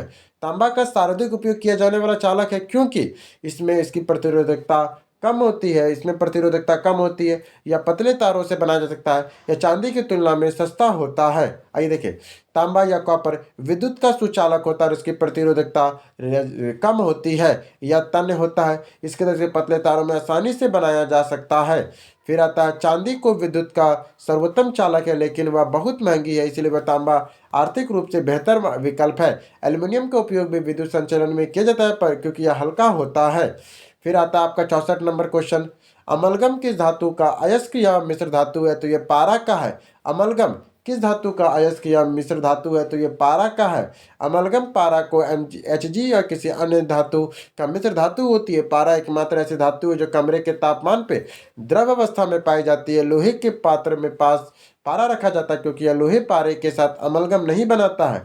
दंत चित्कर्ष या चांदी पारा अमलगम का उपरांत दांत भरने में होता है। दंत चित्कर्ष में चांदी या पारा का अमलगम सिल्वर अमलगम का उपयोग हम दांत भरने फिलिंग में करते हैं। ऑक्सीकरण में क्या होता है? ऑक्सीकरण में इलेक्ट्रॉन की हानि होती है। ऑक्सीकरण में क्या होता है? ऑक्सीकरण में इलेक्ट्रॉन की हानि होती है। ऑक्सीकरण वह प्रक्रिया है जिसमें इलेक्ट्रॉनों का त्याग, लॉस ऑफ इलेक्ट्रॉन होता है। इसमें ऑक्सीकरण का जुड़ना, हाइड्रोजन का निकलना भी शामिल है। इसमें ऑक्सीजन का जुड़ना और हाइड्रोजन का निकलना शामिल है। अपचयन इलेक्ट्रॉनों का ग्रहण, गेन ऑफ इलेक्ट्रॉन होता है। यह जिस अभिक्रिया में ऑक्सीकरण अपचयन दोनों साथ में हो उसे रेडॉक्स अभिक्रिया कहते हैं। ऑक्सीकरण संख्या ऑक्सीडेशन नंबर में वृद्धि ऑक्सीकरण को दर्शाती है। क्वेश्चन नंबर 66, साबुन बनाने की प्रक्रिया को क्या कहते हैं? तो सैफोनिफिकेशन। साबुन बनाने की प्रक्रिया को क्या कहते हैं? सैपोनिफिकेशन कहते हैं। साबुन बनाने की प्रक्रिया को साबुनीकरण या सैपोनिफिकेशन कहते हैं। यह साबुन के उच्च वसाई अम्ल फैटी एसिड को सोडियम और पोटेशियम का लवण होता है। यह प्रक्रिया ग्लिसरॉल के सह उत्पाद के रूप में प्राप्त करते हैं। कठोर जल साबुन के झाग नहीं देता है। कठोर जल जो है, यह हार्ड वाटर जो है, साबुन झाग नहीं देता है, तो अपमार्जक डिटर्जेंट का प्रयोग करते हैं। 67 नंबर क्वेश्चन, कोशिका का रसोई घर किसे कहा जाता है? तो क्लोरोप्लास्ट को कहते हैं। कोशिका का रसोई घर किसे कहते हैं? उसे क्लोरोप्लास्ट को कहते हैं। कोशिका का रसोई घर, क्लोरोप्लास्ट को कोशिका का रसोई घर कहा जाता है क्योंकि क्लोरोफिल पर्णहरित होती है और उसमें प्रकाश संश्लेषण द्वारा भोजन का निर्माण होता है। माइटोकॉन्ड्रिया या कोशिका का शक्ति गृह पावर हाउस है। लाइसोसोम, इसे आत्महत्या की थैली कहा जाता है। राइबोसोम या प्रोटीन की फैक्ट्री कहा जाता है। डीएनए का पूरा नाम क्या है? तो इसे डीऑक्सी राइबोन्यूक्लिक एसिड कहते हैं। डीएनए का पूरा नाम क्या है? डीऑक्सी राइबोन्यूक्लिक एसिड है। यह कोशिका के नाभिक और माइटोकॉन्ड्रिया में पाया जाता है। डीएनए की द्विकुंडली संरचना डबल हेक्सेस मॉडल की खोज 1953 में वाटसन और क्रिक ने किया था। फ्रेडरिक मिशर ने 1869 में सबसे पहले इसे अलग किया था।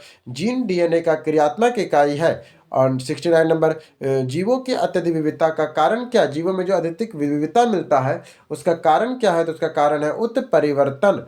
उत्परिवर्तन जीवों के आनुवंशिक अनुक्रम डीएनए के अचानक होने वाले स्थानीय परिवर्तन है या जैव विविधता और विकास का मुख्य कारण है। होर्गो डी ब्रिज ने उत्परिवर्तन का सिद्धांत का प्रतिपादन किया था। डार्विन का सिद्धांत प्राकृतिक चयन पर आधारित है। डार्विन का सिद्धांत कैसे है? प्राकृतिक चयन के सिद्धांत पर है। जिस फायम के प्राणियों में फ्लेम कोशिकाओं में उत्सर्जन का कार्य करती है उसे प्लांटी हेमेथेनिस कहते हैं। इसे क्या कहते हैं? प्लांटी हेमेथेनिस कहते हैं। ज्वाला कोशिका फ्लेम सेल प्लांटी हेमेथेनिस चपटे कृमि जंतु के मुख्य उत्सर्जी अंग है। इसका मुख्य कार्य परासरण नियंत्रण और उत्सर्जन करना है। एनिलिडा जैसे केचुआ में उत्सर्जन नेफेडिया द्वारा होता है। ऑर्थोपोडा जैसे कॉकरोच में उत्सर्जन मैप्लिघन या नलिकाओं के द्वारा होता है। फिर आता है 71 नंबर क्वेश्चन। पंछियों के तेल अथवा ग्रीन पीन ग्रंथि किस भाग में होती है? तो पूंछ के आधार भाग पर होती है। पंछियों का तेल या अथवा प्रीण ग्रंथि किस भाग में होती है? तो पूंछ के आधार भाग में होती है। प्रीण ग्रंथियां या यूरोफिजल ग्रंथि पंछियों की पूंछ के आधार बेसिक ऑफ ट्रेल में स्थित होती है। या तल्य जीव तैलीय स्राव ऑयल सेक्शन निकालती है जिससे पंछी अपनी चोंच में से पंख पर लाते हैं। या पंखों के जल रोधक वाटर प्रूफ और लचीली बनाए रखने में मदद करती है। या पंछियों का एकमात्र प्रमुख त्वचीय ग्रंथि है। रेशम कीट पालन से संबंधित पौधा कौन है? तो उसे मलबरी कहते हैं। रेशम कीट पालन से संबंधित पौधा कौन है? तो उसे मलबरी कहते हैं। रेशम कीट को सहतूत के पत्ते पाले जाते हैं। रेशम कीट पालन को सेरिकल्चर कहा जाता है। रेशम कीट का वैज्ञानिक नाम बॉम्बीबक्स मोरी है। सिनकोना की छाल से मलेरिया की दवा कुनेना प्राप्त होती है। रेशम कीट फाइब्रोन का बना होता है। रेशम कीट फाइब्रोन का बना होता है। 73 नंबर क्वेश्चन। प्रतिवर्ती क्रिया रिफ्लेक्स एक्शन का नियंत्रण केंद्र कहाँ स्थित होता है? तो स्पाइनल कॉर्ड में होता है। कहाँ पर होता है? स्पाइनल कॉर्ड में होता है। प्रतिवर्ती क्रियाएं अनैच्छिक क्रियाओं का नियंत्रण मेरुदंड स्पाइनल कॉर्ड द्वारा होता है। मार्शल हॉल के प्रतिवर्ती क्रियाओं का पता लगाया था। उदाहरण के लिए गर्म वस्तु छूने पर हाथ में अचानक पीछे हट जाना, पलक झपकाना। सेरिब्रम प्रमस्तिष्क याददाश्त और बुद्धिमत्ता का केंद्र है। सेरिबेलम अनुमस्तिष्क है, शरीर के संतुलन को बनाए रखता है। कौन सा अंग पाचित पौधे के विषालु पदार्थों का अवशोषण करता है? तो लिवर यकृत करता है। कौन सा अंग है जो पाचित पौधे के विषालु पदार्थों का अवशोषण करता है? तो लिवर यकृत करता है।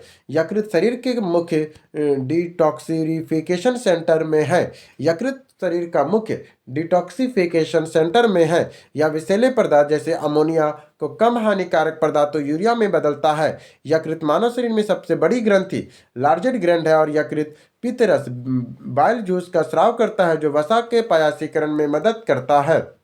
यकृत को पुनरुद्भवन में सर्वाधिक क्षमता होती है। ग्लूकोज का सूत्र क्या है? ग्लूकोज का सूत्र C6H12O6। ग्लूकोज का सूत्र क्या होता है? ग्लूकोज का सूत्र C6H12O6 होता है। ग्लूकोज का रासायनिक सूत्र C6H12 और O6 है। यह एक मोनोसैकेराइड शर्करा है जो तंतुओं में ऊर्जा इंस्टेंट एनर्जी प्रदान करता है। C12H22O11 सुक्रोज चीनी का स्रोत है। फ्रुक्टोज सबसे मीठी प्रकृति का शर्करा है जो फलों में पाई जाती है। ग्लाइकोजन जंतुओं में संचित भोज का रूप है। ग्लाइकोजन जो है वो जंतुओं में संचित भोज का रूप है। फिर आता है निम्नलिखित में से जैव रासायनिक विधि का उपयोग करके पोषण मूल्यांकन की एक विधि नहीं है तो कौन सा है? तो कौन सा विधि है? तो मूत्र आयोडीन है। हीमोग्लोबिन का आकलन है।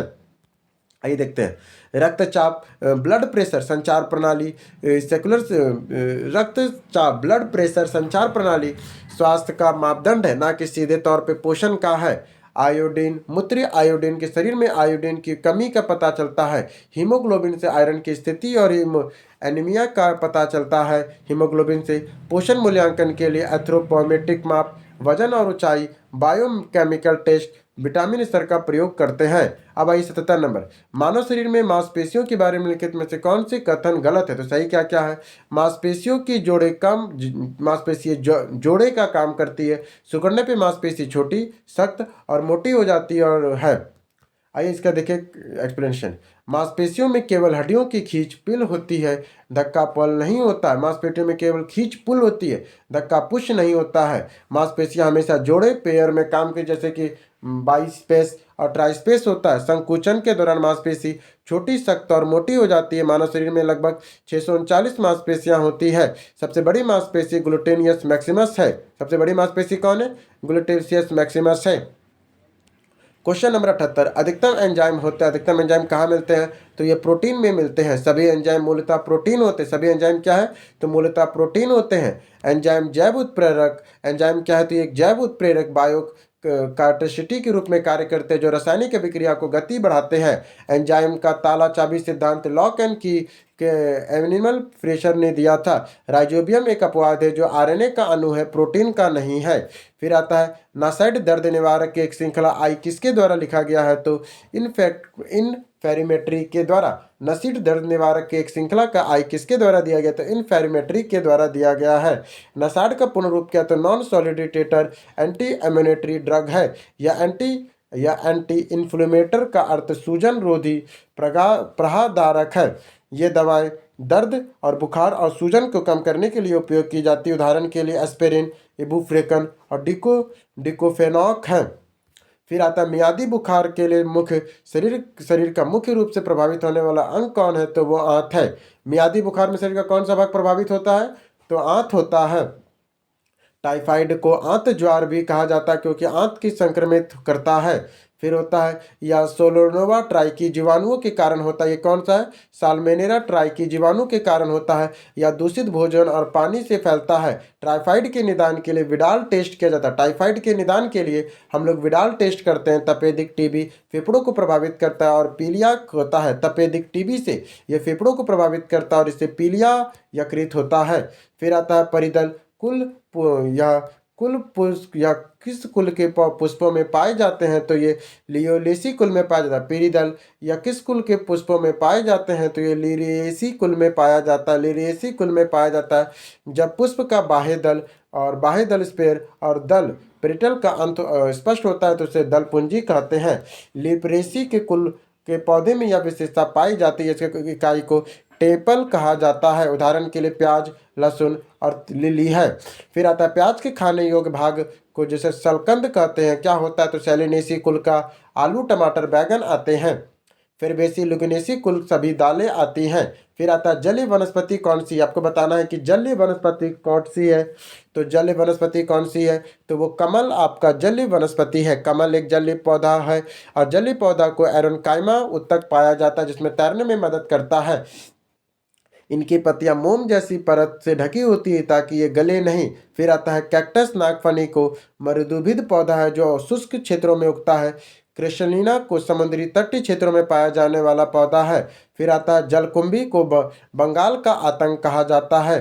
क्लोरोफिल सूर्य के प्रकाश के तरंगदैर्घ्य को अवशोषित करता है। क्लोरोफिल जो है वो सूर्य के प्रकाश को तरंगदैर्घ्य में अवशोषित करता है। जैसे लाल और नीले में प्रकाश संश्लेषण की दर प्रकाश के सार्वधिक और नीले प्रकाश में द्वितीय सार्वधिक होता है। क्लोरोफिल में हरे रंग का प्रकाश परावर्तित रिफ्लेक्ट करता है, इससे पत्तियां हरी दिखाई देती है। जबकि क्लोरोफिल अणु में केंद्र में मैग्नीशियम Mg धातु का परमाणु होता है। फिर आता है आपका प्रकाश संश्लेषण को प्रकाशीय अभिक्रिया ग्रेना में होती है और अप्रकाशीय अभिक्रिया स्ट्रोमा में होती है। फिर आता है 84 नंबर, मानव प्रजनन से संबंधित अंगों उनके कार्यों के संबंध में कौन सा बेमेल है? तो कौन सा है? तो अधिकृत गैड्रोट्रेप्रिन का स्राव करती है या अधिवृक्क गैनेड्रोट्रेप्रिन का स्राव करती है। गैड्रोट्रेप्रिन हार्मोन FSH और LH पीयूष ग्रंथि के अग्रभाग में स्रावित होती है, न कि अधिवृक्क से। अधिवृक्क ग्रंथि लड़ो और उड़ो हार्मोन एड्रोनाइन से स्रावित करती है। फिर आता है आपका पौरुष ग्रंथि प्रोस्टेट ग्लैंड वरे का लगभग 20 से 25% भाग बनाता है और इसे क्षारीय माध्यम में प्रदान करता है। फिर आता है निषेचन या प्रक्रिया डिंब वाहिनी के एम्पुरा भाग में होती है। फिर आता है कार्पस ल्यूटेनियस प्रोजेस्टेना हार्मोन का स्राव करती है। सूची 1 और सूची 2 को मिलाना है। चलिए यहाँ सीधे देखते हैं। लीनेन सन पौधे के तने से प्राप्त होने वाला सबसे पुराना रेशा है। जटा और कायल नारियल फलों से मध्यवर्ती भाग से प्राप्त होता है। फिर मोहायर एक ऊन है जो अंगोरा बकरी के बालों से प्राप्त होता है। फिर आता है अंगोरा ऊन जैसे अंगोरा खरगोश से प्राप्त होती है और यह कन्फ्यूजन वाला बिंदु है। ड्राउन बत्तख और कलहंस के कोमल पंख होते हैं जो उष्मारोधी होती है। 86 नंबर क्वेश्चन, फंगाई के भोज खाद्य पदार्थ कहाँ संग्रहित करता है? तो वो करता है ग्लाइकोजन के रूप में। कहाँ करता है? ग्लाइकोजन के रूप में। कवक या फंगी को संचित भोजन ग्लाइकोजन और वसा के रूप में होता है। जंतुएं एनिमल में भी संचित भोजन को ग्लाइकोजन में ही होता है। शैवाल या उच्च पादपों में संचित मंड स्टार्च होता है। कवकों की कोशिका भित्ति काइटिन की बनी होती। कवक की जो कोशिका भित्ति है वो काइटिन की बनी हुई है। फिर आता है कवकों के अध्ययन को माइकोलॉजी कहते हैं। कवक के अध्ययन को क्या कहते हैं? माइकोलॉजी कहते हैं। फिर आता है आपका 87 नंबर क्वेश्चन 87। 23 मई 2025 को माउंट एवरेस्ट पर एक सफल चढ़ाई करने वाली संयुक्त राष्ट्र पर्वतारोही टीम ने भारत की किन प्रमुख पर्वतारोही संस्थाओं को परीक्षण में शामिल किया है? तो वह आपका कौन सा किन्हें शामिल किया है? तो जवाहरलाल नेहरू शीतकालीन खेल संस्थान, नेहरू पर्वतारोहण संस्थान और हिमालयन पर्वतारोहण संस्थान ने किया है। इस अभियान में भारत के 3 प्रमुख संस्थान शामिल हुई है। हिमालय पर्वतारोहण संस्थान की स्थापना 1954 में हुई थी, जो दार्जिलिंग में स्थित है, जिसके तेंजिंग नार्गे पहले निर्देशक थे। फिर नेहरू पर्वतारोहण संस्थान उत्तरकाशी उत्तराखंड में स्थित है। जवाहर पर्वतारोहण संस्थान पहलगाम जम्मू कश्मीर में है। वही आता है भारत पर्वतारोहण फाउंडेशन का मुख्यालय नई दिल्ली में है। Question number 88। भारत द्वारा हाल ही में घोषित अगली पीढ़ी की 2 सीटर इलेक्ट्रॉनिक ट्रेनर विमान कौन सी है? तो कौन सी है? ई हंसा है। कौन सी है? ई हंसा है। ई हंसा भारत में स्वदेशी 2 सीटर इलेक्ट्रॉनिक ट्रेनर विमान है। इसे राष्ट्रीय एरोस्पेस प्रयोगशाला NAL द्वारा बेंगलुरु द्वारा विकसित किया गया है। यह हंसा NG के इलेक्ट्रॉनिक संस्करण है। इसका उद्देश्य पायलट परीक्षण की लागत कम करना और हरित उड़ान को बढ़ावा देना है। NAL का वैज्ञानिक और औद्योगिक अनुसंधान परिषद CSIR के तहत कार्य करती है। आर्थिक मामलों के कैबिनेट समिति CCA द्वारा 28 मई 2025 को स्वीकृत रेलवे परियोजना में जिन किन राज्यों से होकर गुजरती है? तो किन राज्यों से? मध्य प्रदेश से महाराष्ट्र में गुजरती है। स्वीकृत परियोजना रतलमाला नागद तीसरी और चौथी लाइन वर्धा वालाहसा चौथी लाइन शामिल है। ये परियोजनाएं मध्य प्रदेश और महाराष्ट्र के रेलवे नेटवर्क की क्षमता को बढ़ाएगी। फिर आएगा यह दिल्ली मुंबई और दिल्ली चेन्नई आर्थिक कॉरिडोर के कनेक्टिविटी को सुदृढ़ करती है। भारतीय रेलवे का लक्ष्य 2030 तक नेट जीरो कार्बन उत्सर्जन बनना है। भारत में कुल 19 जोन है और नवीनतम दक्षिण तटीय रेलवे विशाखापट्टनम है। Question number 90। भारत का में 10 लाख नागरिकों को निःशुल्क AI परीक्षण देने के लिए पहल की प्राथमिकता किसने किया है? तो वो क्या ग्रामीण स्तरीय उद्योग VLC को किया गया है। यह पहल ग्रामीण भारत डिजिटल साक्षरता और AI कौशल बढ़ाने के लिए है। यह कॉमन सर्विस सेंटर CCS और ग्राम स्तरीय उद्यमियों को विलेज लेवल एंटरप्राइजेस को प्राथमिकता दी जाएगी। इंडिया AI मिशन भारत सरकार के राष्ट्रीय AI पोर्टल है। यह global partnership on artificial intelligence के संस्थापक सदस्य है। कृत्रिम बुद्धिमत्ता AI का जनक जॉन मैकर्थी माने जाते हैं। असम के मुख्यमंत्री भारत के पहले एक्वाटेरिक पार्क का उद्घाटन कहाँ किए हैं? तो सोनापुर गुवाहाटी के पास है, जहाँ पे एक्वाटेरिक पार्क का उद्घाटन हुआ है।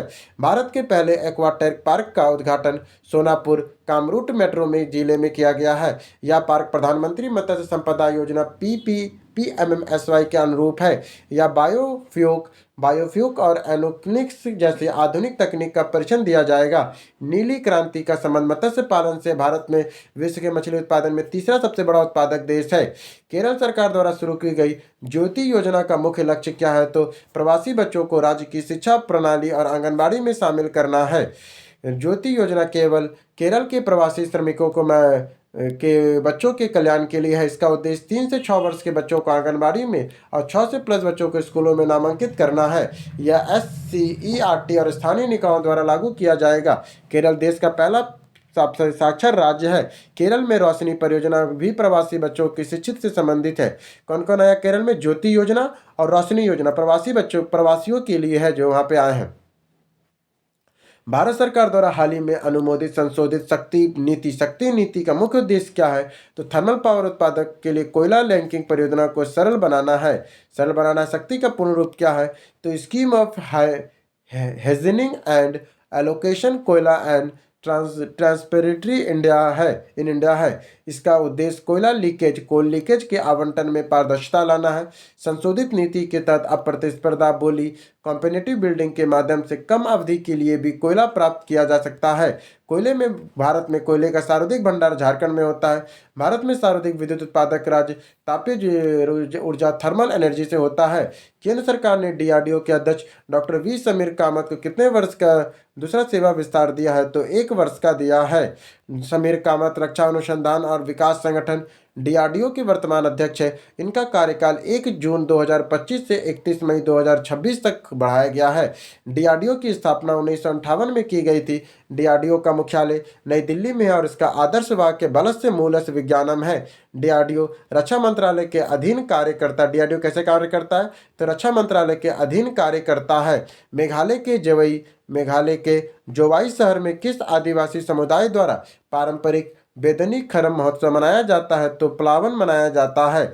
बेदनी खनम मेघालय की जनजाति हिल्स में रहने वाली प्लावन जनजाति की सबसे महत्वपूर्ण त्यौहार है। यह बुराई के बाद जुलाई माह में मनाया जाता है। इसका अर्थ है हैजा या बीमारी के दानव को दूर भगाना है। वांगला महोत्सव मेघालय के गारो जनजाति द्वारा मनाया जाता है। नागक्रिम डांस किस जनजाति के खास प्रमुख त्यौहार है?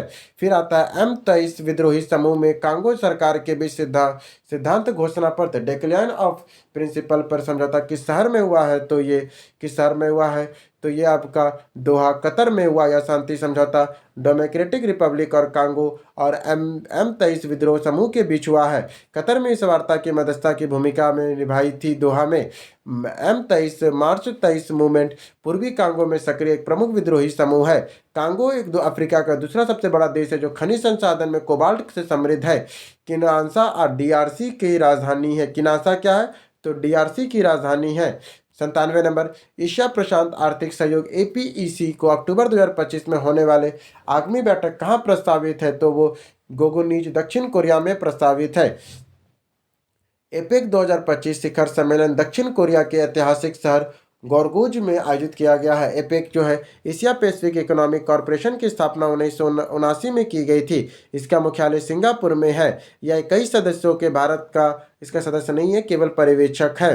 फिर आता है आपका इसका उद्देश्य प्रशांति रिम पैसिफिक रिम में देशों को मुक्त व्यापार को बढ़ावा देना है। अब आइए 98 नंबर देखें। अप्रैल 2025 में पटना के पास किस स्थान पर लॉजिस्टिक पार्क की आधारशिला रखी गई जिसका उद्देश्य राज्य के निर्यात व्यापार को सुगम बनाना है? तो वो फतुआ है। बिहार में Fatuha multi modal logistic park की आधारशिला रखी गई है। यह पार्क सड़क, रेल, जलमार्ग, गंगा नदी के कनेक्टिविटी से जुड़ा है। यह PM गति शक्ति योजना का हिस्सा है। इसका उद्देश्य लॉजिस्टिक लागत को कम करना, बिहार के उत्पादन को निर्यात को बढ़ावा देना है। बिहटा नया पटना अंतर्राष्ट्रीय हवाई अड्डा प्रस्तावित है। 99 नंबर क्वेश्चन, बिहार औद्योगिक क्षेत्र विकास प्राधिकरण बिपेडा ने किस जिले में राज्य के पहले फोमो सर्जिकल पार्क की स्थापना को मंजूरी दिया है? तो वो दिया है आपका मुजफ्फरपुर में दिया है। बिहार का फोमो सर्जिकल पार्क मुजफ्फरपुर में स्थापित किया गया है। या बिएडा में Bihar industrial area development authority ने मंजूरी दी है। मुजफ्फरपुर में लीची का शहर लीची सिटी भी कहा जाता है। या सर्जिकल उपकरण दवा निर्माण की इकाई में विशेष सुविधाएं दी गई है। मुजफ्फरपुर में बिहार के मेगा फूड पार्क मोतीपुर में स्थित है।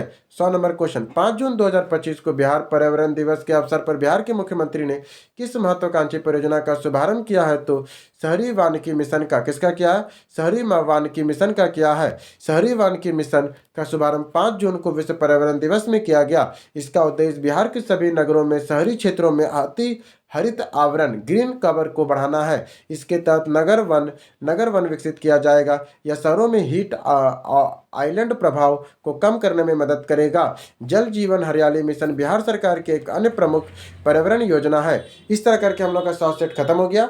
100 क्वेश्चन खत्म हो गया। इसका PDF आपका हमारे टेलीग्राम चैनल में मिल जाएगा और इसका आप लोग क्यों जरूर लगाए। तब तक के लिए धन्यवाद।